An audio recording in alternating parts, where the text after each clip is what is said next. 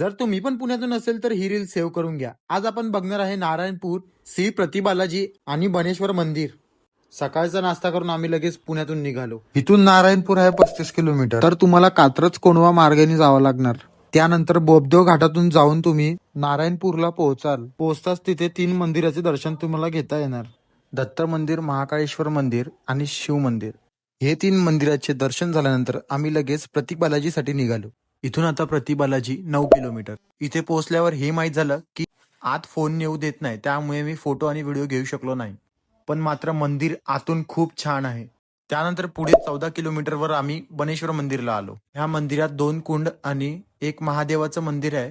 बाहेर आल्यास तुम्हाला डाव्या साईडला एक उद्यान दिसेल, त्याचं तिकीट 20 रुपये आहे.